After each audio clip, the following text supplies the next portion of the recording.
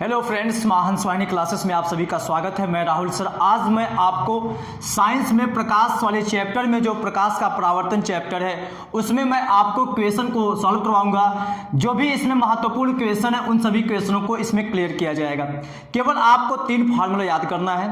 एक तो formula F = R/2 जो हम आपको बता चुके हैं, और 1/F = 1/V + 1/U इसका निगमन भी कर चुके हैं, ये बता भी दिए हैं। रेखीय आवर्धन का फार्मूला जिसे m कहते हैं, m इक्वल होता है I/O या इसे हम लिखते हैं V/U, ठीक है। और यहाँ पे देखिए दर्पण बना, ये उत्तल दर्पण है और ये अवतल दर्पण है। आपको पता है कि अवतल दर्पण में पालिश बाहर की ओर करते हैं। ये दर्पण का क्या होता है, ध्रुव होता है। ये दर्पण का मुख्य फोकस होता है और इसे C को कहते हैं दर्पण का वक्रता केंद्र। इतनी बात क्लियर होगी आपकी। C से P तक की दूरी मतलब वक्रता केंद्र से दर्पण के ध्रुव तक की दूरी को हम बोलते हैं वक्रता त्रिज्या, जिसे हम कैपिटल R से डिनोट करते हैं। तो यहाँ पे जो R है वक्रता त्रिज्या है। इसी के बीचों बीच में एक बिंदु होता है जिसे फोकस बिंदु कहते हैं। फोकस बिंदु से P तक की दूरी को आपको बताया गया है फोकस दूरी कहते हैं, जिसे स्मॉल f से लिखते हैं। तो ये हो गया आपका अवतल दर्पण। अवतल दर्पण में देखिए फोकस बिंदु इधर है, फोकस दूरी इधर आप मापेंगे, इसलिए फोकस दूरी को माइनस में लेंगे, ठीक है। जब भी आप क्वेश्चन को सॉल्व करेंगे तो अवतल दर्पण अगर बोल दिया तो उसमें फोकस दूरी का मान आपको माइनस में यूज करना है। मतलब अगर कह दिया फोकस दूरी हमारा है 20 सेंटीमीटर, फोकस दूरी 20 सेंटीमीटर कह दिया और वो भी कह दिया कि अवतल दर्पण है, तो आपको सवाल में माइनस यूज करना है। ध्यान दीजिएगा, ये सब बारीकी वाली बात है। ये सब क्वेश्चन के लिए एक बारीकी शब्द है जो आपको क्वेश्चन को सही तरीके से सॉल्व करना सिखाएगा। फिर उसके बाद देखिए, अगर उत्तल दर्पण हो गया तो फोकस बिंदु उधर होता है, इसलिए उत्तल दर्पण अगर पड़ गया, मान लीजिए फोकस दूरी कह दिया कि उत्तल दर्पण है 30 सेंटीमीटर उसकी फोकस दूरी है, तो आपको f का मान +30 लेना पड़ेगा। इतनी बात क्लियर है। f के बारे में क्लियर हो गया ना। अब उसके बाद वस्तु की जब भी बात किया जाए, चाहे वो अवतल दर्पण हो, चाहे उत्तल दर्पण हो, चाहे लेंस हो, कुछ भी हो, जो वस्तु की स्थिति होती है दर्पण से वस्तु की जो स्थिति होती है जिसे हम U लिखते हैं, U का मान हमेशा प्लस लेते हैं। मतलब जिंदगी भर इसको क्या करेंगे, प्लस ही मानेंगे। U का मान हमेशा प्लस में, सॉरी प्लस उधर होता है माइनस में, सॉरी ये क्या होगा, माइनस में। U का मान हमेशा माइनस में यूज करेंगे। रही बात V की, V का मान प्लस लेंगे कि माइनस लेंगे, ये बताएगा इमेज कहाँ बन रहा है, ठीक है। इमेज जहाँ बनेगा उसके अकॉर्डिंग हम V का मान प्लस माइनस यूज करेंगे। इतनी बात क्लियर है ना। बस आपका पूरा क्वेश्चन अब क्लियर हो जाएगा। अब देखिए यहाँ पे जो है, ये जो फार्मूला हम लिखे हैं F = R/2, ये वक्रता त्रिज्या का आधा फोकस बिंदु होता है, फोकस दूरी होता है। और यहाँ पे जो हम आवर्धन का फार्मूला दिए हैं m = I/O = V/U, अगर ये दर्पण के लिए कहा जाए आवर्धन का फार्मूला, तो m = -V/U आपको यूज करना है। किसके लिए, दर्पण के लिए -V/U यूज करना है। अगर यही लेंस के लिए कहा जाए, ये किसके लिए है, ध्यान दीजिएगा, ये दर्पण के लिए है। अगर लेंस के लिए कहा जाए आवर्धन का फार्मूला, ये हम आगे आपको बताएंगे भी, लेंस के लिए अगर आवर्धन का फार्मूला कहेगा तो m का वैल्यू जो आपको लेना है +V/U यूज करना है। इतनी बात क्लियर ना। अब चलते हैं क्वेश्चन पर। आपके सामने एक क्वेश्चन हम लिखे हैं, क्वेश्चन को आप थोड़ा ध्यान से पढ़िएगा और आप बताइए उसमें किसका किसका वैल्यू दे दिया है। देखिए, एक अवतल दर्पण, कौन सा दर्पण है, अवतल दर्पण है। एक अवतल दर्पण की वक्रता त्रिज्या 40 सेंटीमीटर है। बताइए, वक्रता त्रिज्या कह दिया और वो भी अवतल दर्पण कह दिया, तो भैया अवतल दर्पण तो ऐसे बनता है, तो उसकी वक्रता त्रिज्या इधर होती है, तो वक्रता त्रिज्या को माइनस में यूज करेंगे। इसलिए आप लिखेंगे सॉल्व में, देखिए सॉल्व कर रहे हैं यहाँ पर, सॉल्व में लिखेंगे अवतल दर्पण के लिए, अवतल दर्पण के लिए, अवतल दर्पण के लिए, अवतल दर्पण के लिए क्या दिया है, वक्रता त्रिज्या, वक्रता त्रिज्या जिसे हम क्या बोलते हैं, कैपिटल R। वक्रता त्रिज्या कैपिटल R का मान दिया है 40 सेंटीमीटर। चूंकि अवतल दर्पण है तो वक्रता त्रिज्या इधर होगा, इसलिए उसको माइनस में यूज करेंगे, ठीक है। इस अवतल दर्पण की फोकस दूरी ज्ञात कीजिए। क्या निकालना उसकी? फोकस दूरी। ये आपको पता है फोकस बिंदु जो होता है वो वक्रता केंद्र और दर्पण के ध्रुव के बीचों बीच होता है, इसलिए फोकस दूरी हमारी इसकी आधी होती है। ठीक है, अब इसको लगा के दिखाना है तो यहाँ पे आप लिखेंगे अतः फोकस दूरी। ऐसे ही आपको एग्जाम में लगाना है तभी आपको नंबर मिलेगा। फोकस दूरी F इक्वल क्या होता है? फार्मूला R/2, इसलिए F इक्वल हो गया -20/2। ये कट गया तो यहाँ पे देखिए माइनस है, यहाँ पे माइनस रहेगा, ये कट के हो जाएगा -20 सेंटीमीटर। ठीक है, अब उसके बाद नीचे आपको लिखना है अतः फोकस दूरी कितना होगा? -20 सेंटीमीटर, -20 सेंटीमीटर होगा। ये आपको इतनी बात पूरा लिखना पड़ेगा। अब चलते हैं नेक्स्ट क्वेश्चन पर। देखिए नेक्स्ट क्वेश्चन आपके सामने है, पहले आप क्वेश्चन को समझिए। देखिए इसमें दिया है एक अवतल दर्पण। कौन सा दर्पण है? अवतल दर्पण, मतलब ऐसा फिगर होगा। एक अवतल दर्पण की फोकस दूरी दे दिया है 10 सेंटीमीटर। इसका मतलब फोकस दूरी का मतलब आपको पता है, ये दे दिया F का वैल्यू 10 सेंटीमीटर है। इसके सामने 15 सेंटीमीटर की दूरी पर एक वस्तु रखी है।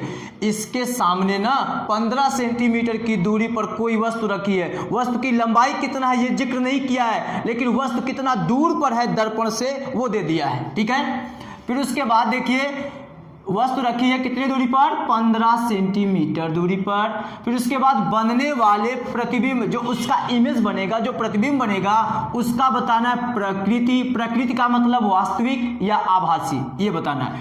स्थिति का मतलब उसका पोजीशन बताना है कि कहाँ स्थित है, कितनी दूरी पर। फिर उसके बाद आवर्धन का मतलब आपको बताया गया है। जैसे मान लीजिए आपकी हाइट है 4 फीट की और मान लीजिए जो आपका इमेज बन रहा है दर्पण में, मान लीजिए वो हाइट उसका बन रहा है 2 फीट का। ठीक है, 4 से 2 हो गया, इसका मतलब आधा हो गया ना, आधा हो गया। तो इसका मतलब जो आवर्धन होता है, आवर्धन जिसे m बोलते हैं, वो उसका आपका वैल्यू जो होगा 1/2 हो गया। अगर मान लीजिए आप यहाँ से दर्पण से अगर आप मान लीजिए 20 सेंटीमीटर की दूरी पर खड़े हैं और आपका जो इमेज बन रहा है 40 सेंटीमीटर की दूरी पर बन रहा है, 20 सेंटीमीटर पर खड़े हैं 40 पर बन गया, डबल हो गया ना, तो आवर्धन का मान आपका 2 हो गया। अब आपको समझ में आ गया होगा आवर्धन का मतलब क्या होता है। ठीक है, अब चलते हैं क्वेश्चन को सॉल्व करने के लिए। देखिए एक अवतल दर्पण की, तो सबसे पहले आप लिखेंगे सॉल्व में अवतल दर्पण के लिए, अवतल दर्पण के लिए बताइए अवतल दर्पण के लिए फोकस दूरी देखिए दिया है, फोकस दूरी दिया है 10 सेंटीमीटर। तो अवतल दर्पण की फोकस दूरी इधर होता है फोकस बिंदु, तो एफ का मान क्या लेंगे? माइनस, शुरू में बताए हैं, इसलिए एफ का मान लेना है -10 सेंटीमीटर। इतनी बात क्लियर ना? उसके बाद इसके सामने 15 सेंटीमीटर की दूरी पर वस्तु रखी है, चाहे अवतल दर्पण हो चाहे उत्तल दर्पण हो, वस्तु की जो स्थिति होती है जिसे हम U बोलते हैं वो हमेशा माइनस लेते हैं। इसलिए U का मान क्या लेंगे? -15 सेंटीमीटर। ठीक है, -15 सेंटीमीटर पर कोई वस्तु रखी हुई है। अब इसका इमेज कहाँ बनेगा, उसकी स्थिति क्या होगी, प्रकृति क्या होगी और आवर्धन, इसका मतलब आपको फाइंड करना है V का मान। तो उसकी क्या पता चल जाएगी? स्थिति पता चल जाएगी और उसके बाद I भी आपको निकालना है। तो सबसे पहले हम ये निकालते हैं V का वैल्यू, फिर उसके बाद I भी निकालेंगे। देखिए और यम, I का मतलब यम निकालना है, ठीक ना, आवर्धन तब पता चलेगा, यम निकालना है। तो यहाँ जो हमारा दर्पण सूत्र होता है, दर्पण सूत्र जो हम आपको बताए हैं, दर्पण सूत्र क्या होता है? 1/f इक्वल 1/v प्लस, इसमें प्लस होता है, लेंस में माइनस होता है, 1/v प्लस 1/u, और f का वैल्यू दिया है -10। तो यहाँ पे आप जब मान भरेंगे तो यहाँ हो जाएगा आपका 1/-10। इस माइनस को आप ऊपर भी लिख सकते हैं, इक्वल 1/v का वैल्यू नहीं पता है क्योंकि वो आपको पता करना है, 1/u का वैल्यू है -15। इतनी बात क्लियर है ना? ये प्लस का माइनस में गुणा, ये माइनस हो जाएगा, ये देखिए माइनस है, अच्छा ये माइनस हो गया, इधर भेजेंगे तो प्लस हो जाएगा। इसको हम रेस कर देते हैं, फिर उसके बाद यहाँ पे यूज करते हैं, उसको सॉल्व करते हैं। ठीक है, देखिएगा इक्वेशन तो समझ में आ गया होगा। बताइए यहाँ पे इसे आप लिखेंगे -1/10 हो गया, ये प्लस का माइनस पे गुणा माइनस हो गया, और जब इधर भेजेंगे तो प्लस हो जाएगा, प्लस 1/15 और ये इक्वल है 1/v के। ठीक है, इसका आप एलसीएम लेना है आपको। एलसीएम बताइए इसका कितना आएगा। इसका जब आप एलसीएम निकालेंगे तो इसका एलसीएम आएगा 30 आएगा। 30 को 10 से भाग देंगे तो 10 या 30, 3 आएगा। 3 का गुणा 1 में करेंगे तो -3 प्लस 30 को 15 से भाग देंगे तो 15 दूना 30, 2 आया। 2 का गुणा 1 में तो 2 हो गया यहाँ पे और ये मिल गया 1/v का। इसमें से आप घटाएंगे तो हो जाएगा -1/30, ये हो गया 1/v के। ठीक है, अब आप क्या कीजिए, इसको पलट दीजिए, इसको भी पलट दीजिए, v का मान मिल जाएगा। एक तरीका निकालने का। दूसरा तरीका ये है, इसको आप इधर गुणा कीजिए तो हो गया ये -v और इसका गुणा इधर कीजिए, 3 गुणा ये हो गया 30 और ये माइनस को उधर भेज दीजिए तो v का वैल्यू आपका हो गया -30 सेंटीमीटर।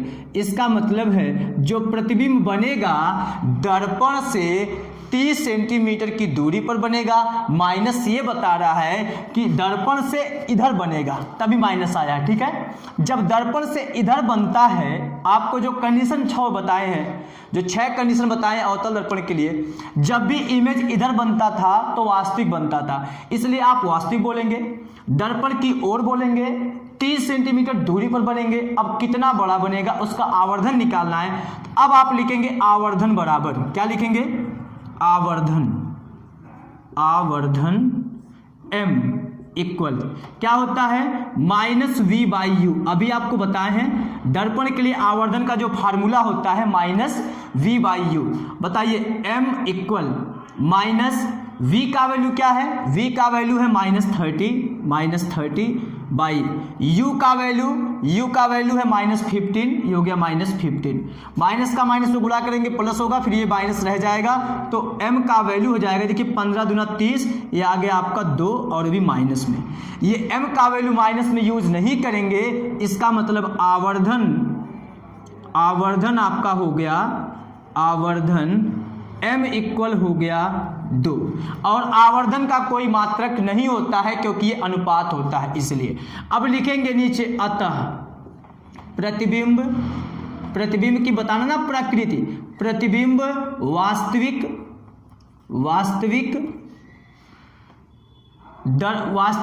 तथा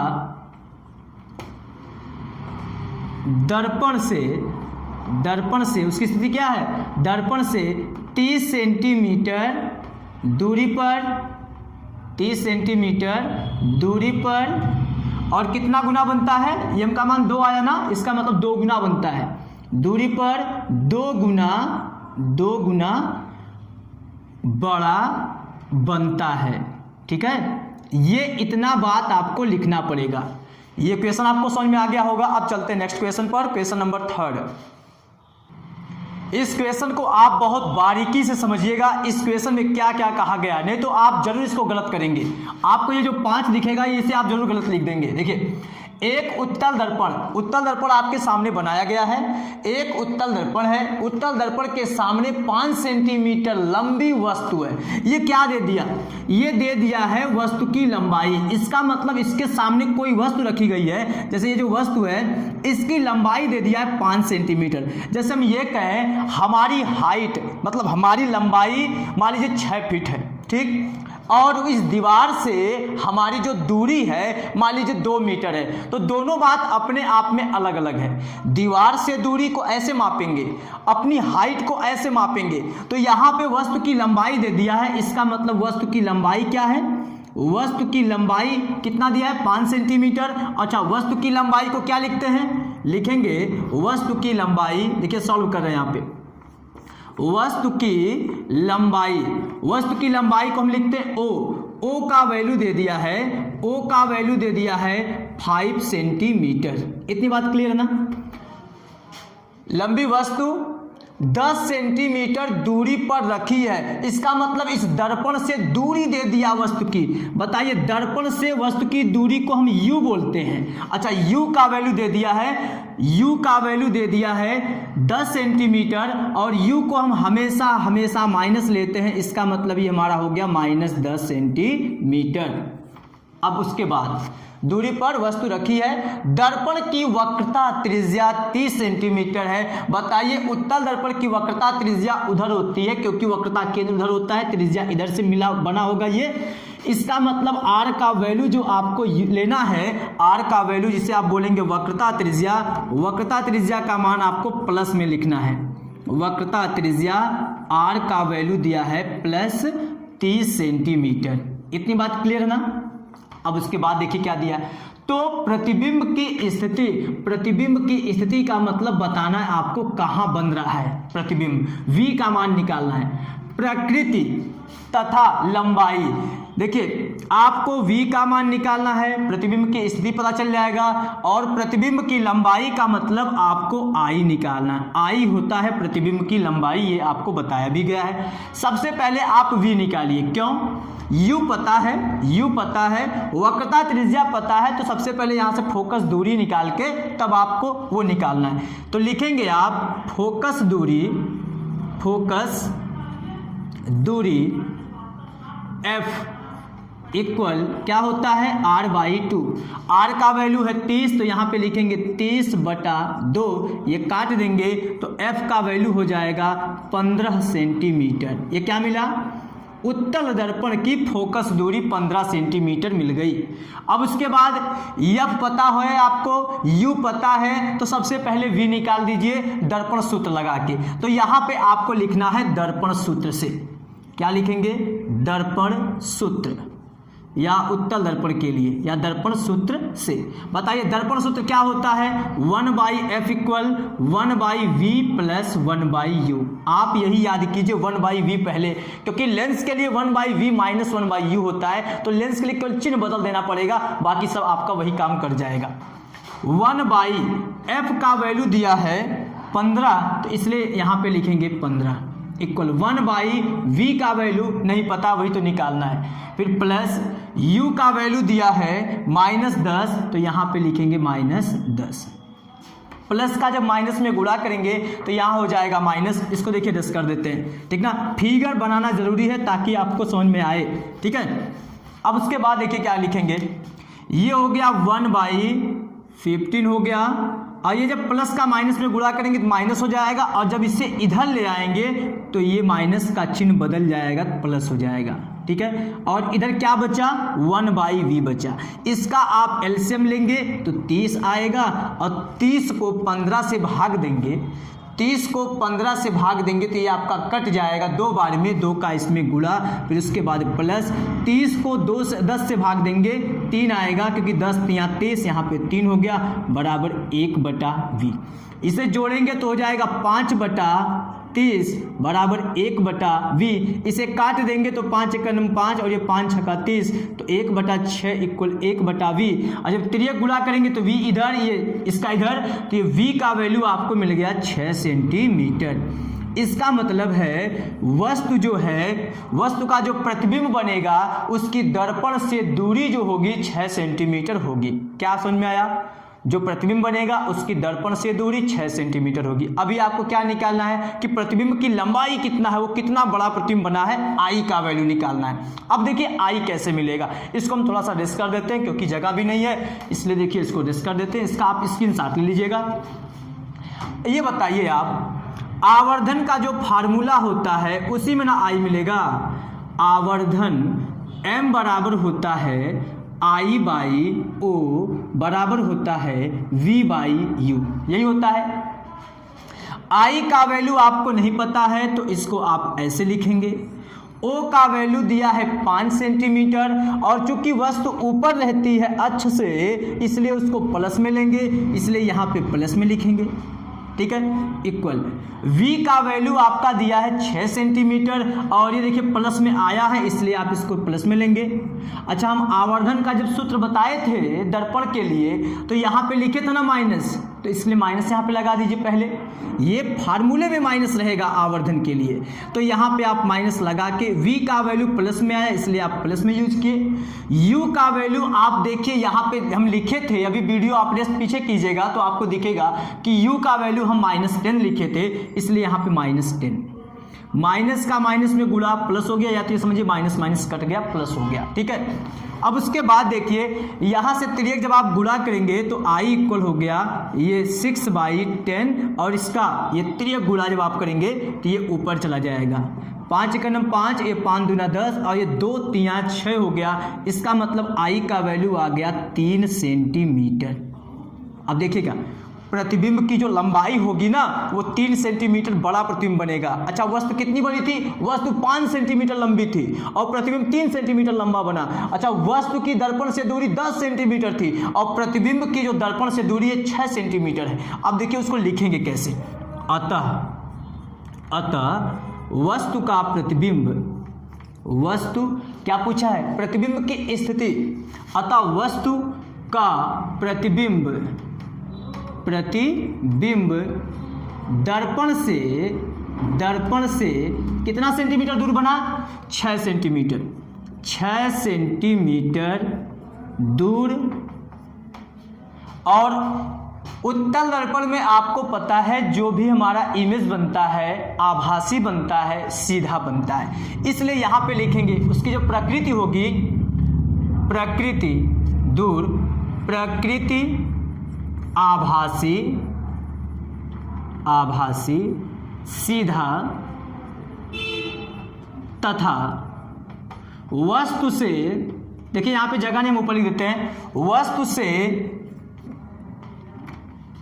वस्तु की प्रतिबिंब की तथा प्रतिबिंब की लंबाई, पूछा ना लंबाई, प्रतिबिंब की लंबाई कितना बना है? प्रतिबिंब की लंबाई 3 सेंटीमीटर, प्रतिबिंब की लंबाई 3 सेंटीमीटर होगी। ये सब आपका अब क्वेश्चन क्लियर हो गया, ठीक है। अभी हम आपको 3 क्वेश्चन सॉल्व करवा दिए हैं। नेक्स्ट वीडियो में हम आपको कुछ क्वेश्चन को और लेके आएंगे, उसको सॉल्व करवाएंगे। अगर आपको वीडियो पसंद आया हो तो प्लीज़ चैनल को सब्सक्राइब कीजिएगा और बेल आइकन को जरूर प्रेस कीजिएगा ताकि हम आपसे ऐसे जुड़े रहें। चलते हैं, नेक्स्ट टाइम मिलेंगे। Thanks you.